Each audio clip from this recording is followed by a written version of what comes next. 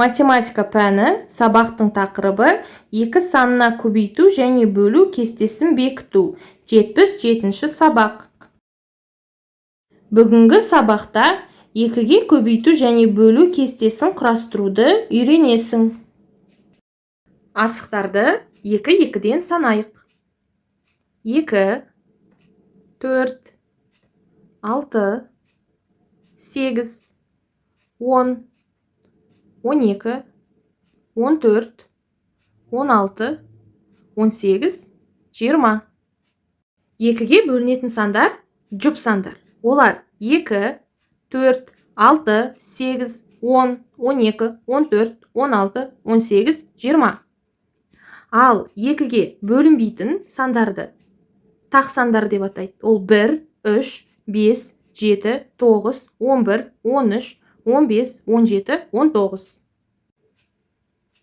Бөлуді қайталайық. Белгісіз компоненттерді табайық. Бірінші белгісіз компонент бөлгіш. Оны табу үшін бөлінгішті бөліндінің мәніне бөлеміз. 18-ді бөлемін 9-ға. Сонда бөлгіш шығады. Мәні болады 2. Бірінші белгісіз компонент ол 2. Келесі екінші белгісіз компонент ол бөлінгіш.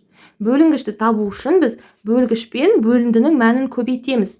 Яғни 8-ді көбейтемін 2-ге. Мәні болады 16. Екінші белгісіз компонент, яғни бөлінгіш, ол 16. Және үшінші белгісіз компонент ол бөлгіш. Бөлгішті табу үшін бөлінгішті 14 ол бөліндінің мәніне бөлемін, яғни 2-ге бөлемін. 14-ті 2-ге бөлсек, мәні болады 7. Дәптермен жұмыс. Дәптерімізге бүгінгі күнді жазамыз. Номер 3, 31-ші бет. Есепте.